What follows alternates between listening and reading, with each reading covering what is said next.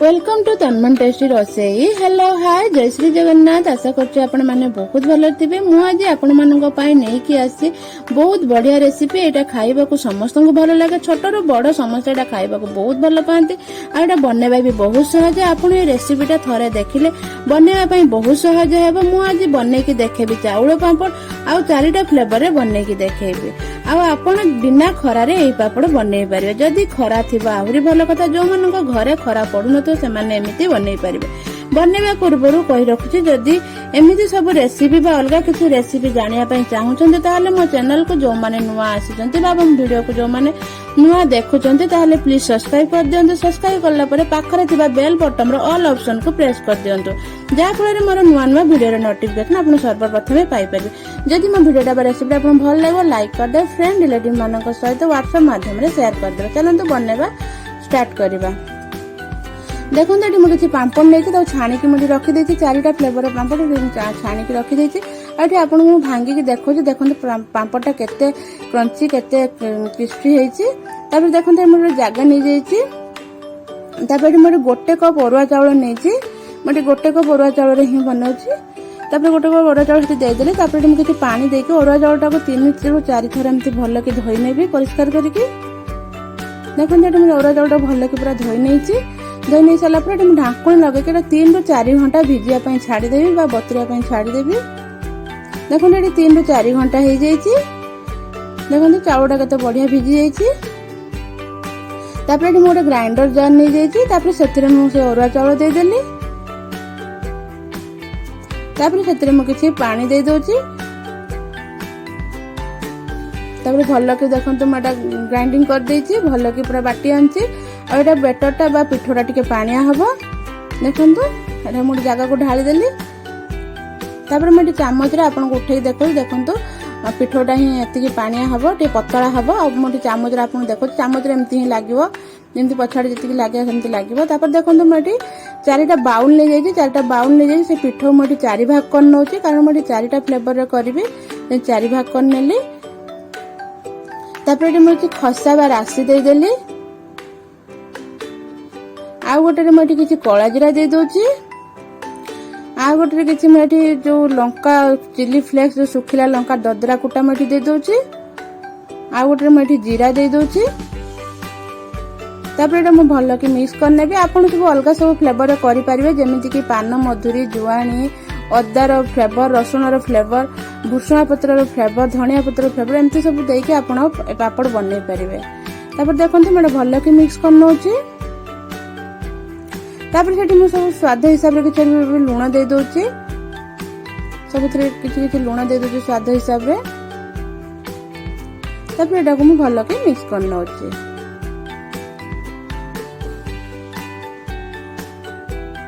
देखो ये गोटे कड़ाई बसई देछि गैस उपरे। तो पानीटा गरम होगा कि पानी देके बसई देछि। पानीटा देखो गरम हो आसी।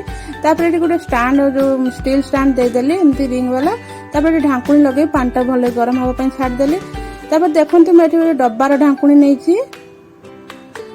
टिफिन ढाकुणी नहीं। आम जो होटेल जो फूड कंटेनर डब्बा आसे से डब्बार ढाकुणी नहीं।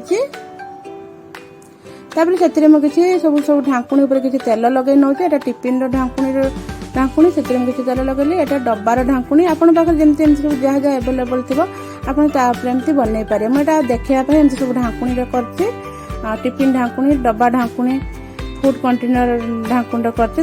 प्लेट भी जो घर थी प्लेट भी करें। देखो मुझे गोटे गोटे चामच देदेली से ढाकुणी किसी गोटे गोटे चामच दे भल कि स्प्रेड करदेली जमी चारिआडे पूरा भल कि लगे। देखो सब फ्लेवर मुझे गोटे गोटे दे दौची। देदेकी एमती पूरा चारिपट को एमती पूरा मेले दौची।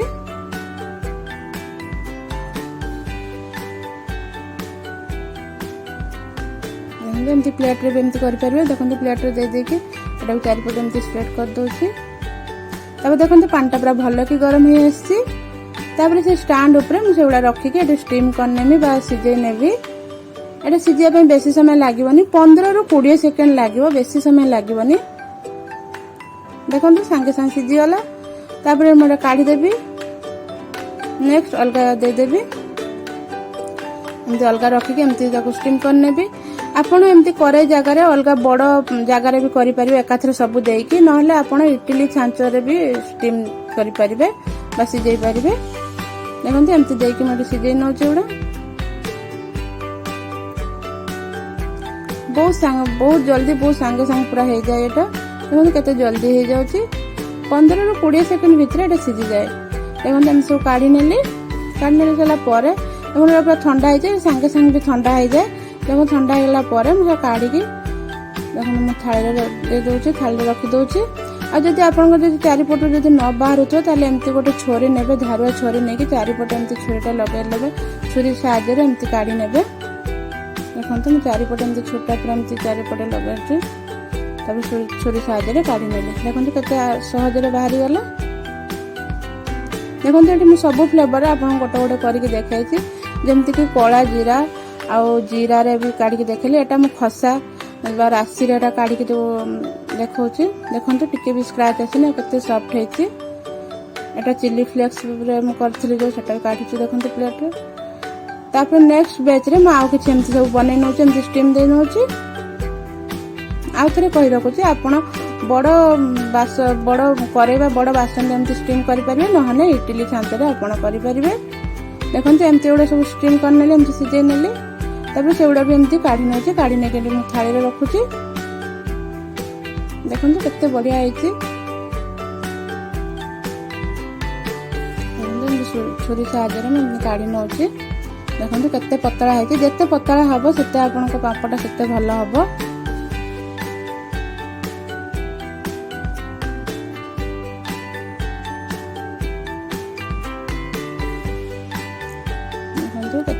କେତେ ସଫ୍ଟ ହେଇଛି, ଟିକେ ବି ସ୍କ୍ରାଚ ଆସିନି।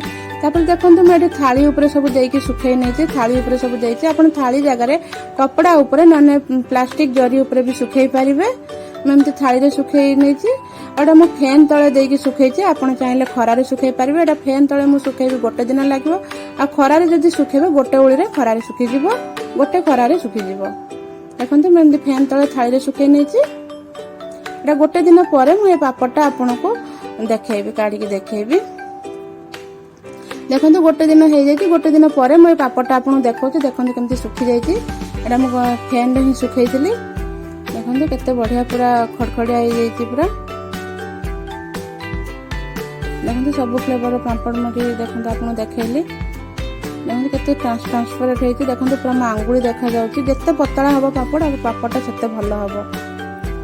ଦେଖନ୍ତୁ ଏଠି ସବୁ ପ୍ରକାର ପାମ୍ପଡ଼ ମୁଁ ଆପଣଙ୍କୁ ଦେଖାଉଛି। ଖସା ପାପଡ଼, କଳା ଜିରା ପାପଡ଼, ଜିରା ଆଉ ଶୁଖିଲା ଲଙ୍କା ଯୋଉ ପାପଡ଼ ସେଟା। ତାପରେ ଦେଖନ୍ତୁ ମୁଁ ଏଠି ଗୋଟେ କରେଇରେ କିଛି ତେଲ ଦେଇଛି। ତେଲଟା ଗରମ ହେଲା ପରେ ମୁଁ ପାପଡ଼ ଗୁଡା ଛାଣୁଛି। ଦେଖନ୍ତୁ ପାପଡ଼ ଗୁଡା ଯେତିକି ଗୋଟେ ସାଇଜ ତାର ଡବଲ ସାଇଜ ହେଇଯାଉଛି। ଦେଖନ୍ତୁ ପାପଡ଼ର ସାଇଜରୁ ତାର ଡବଲ ସାଇଜ ହେଇଯାଉଛି। ଦେଖନ୍ତୁ ପାପଡ଼ଟା ଛାଣିଲାକୁ। ଆଉ ମୁଁ ଏଠି ସବୁ ଫ୍ଲେଭର ପାମ୍ପଡ଼ ଗୋଟେ ଗୋଟେ ଛାଣିକି ଆପଣଙ୍କୁ ଦେଖାଉଛି। ଦେଖନ୍ତୁ ପାମ୍ପଡ଼ଟା କେମିତି କେତେ ବଡ ହେଇଯାଉଛି, କେତେ ଡବଲ ସାଇଜ ହେଇଯାଉଛି। ଯଦି ଏମିତି ବଡ ସାଇଜ ଡବଲ ସାଇଜ ହେଇଯିବ ତାହେଲେ ଜାଣିବେ ଆପଣଙ୍କ ପାମ୍ପଡ଼ଟା ପରଫେକ୍ଟ ହେଇଛି। ଦେଖନ୍ତୁ ଏମିତି ମୁଁ ସବୁ ଛାଣି ନେଉଛି। ପ୍ଲିଜ ଆପଣ ଭିଡ଼ିଓଟାକୁ ପୁରା ଫୁଲ ୱାଚ୍ କରନ୍ତୁ, ବିଲକୁଲ ବି ସ୍କିପ୍ କରନ୍ତୁନି। ଦେଖନ୍ତୁ ପାମ୍ପଡ଼ଟା ପୁରା ମୁଁ ସବୁ ଛାଣି ନେଉଛି।